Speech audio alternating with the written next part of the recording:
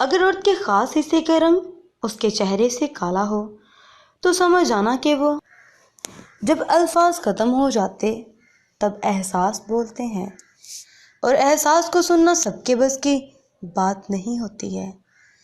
محبت لمس کی گرفت میں نہ آ سکنے والا پرندہ ہے، اور روح کی شاخیں نشوونما ہوتی ہیں۔ اسے وجود میں قید کرنا ایک کوشش رائگاں ہے۔ لوگ کہتے ہیں کہ ایک محبت کے بعد بھی دوسری محبت ہو جاتی ہے، اور میرا دل کرتا ہے کہ میں چیخ چیخ کر دنیا کو بتاؤں کہ ایسا نہیں ہوتا۔ ہم پہلے شخص کی پرچھائیاں دوسرے میں ڈھونڈتے رہتے ہیں۔ ایسا کیوں ہوتا ہے کہ ہم سب کچھ جان کر بھی کسی کے منتظر ہوتے ہیں؟ یہ لا حاصل انتظار کتنا اذیت ناک ہوتا ہے نا۔ خلوص اور جذبوں کو دل میں اتارنے کے لیے لفظوں کی اتنی ضرورت نہیں ہوتی، لیکن لفظوں کو دل میں اتارنے کے لیے خلوص اور جذبوں کی ضرورت ہوتی ہے، ورنہ لفظ سراسر کھوکھلے اثر سے محروم ہوتے ہیں۔ دل کے لہریں بہت گہری حساس کی مالک ہوتی ہیں، انہیں جس شدت سے بے رخی تکلیف دیتی ہیں، اسی شدت سے خلوص زندہ کر دیتا ہے اور انسان کو سوچنے سمجھنے پر مجبور کر دیتا ہے۔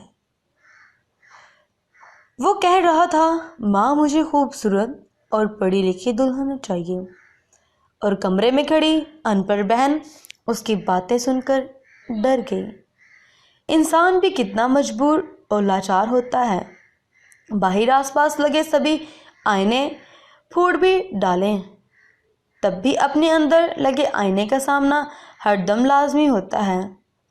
صرف ایک اپنی ذات سے بچنے کے لیے کسی بھی ناگوار چیز کو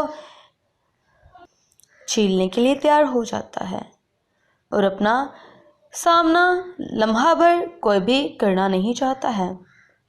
عورت کے اگر خاص حصے کا رنگ چہرے سے کچھ کالا ہو تو پریشانی والی بات نہیں ہے، یہ نیچرل ہے۔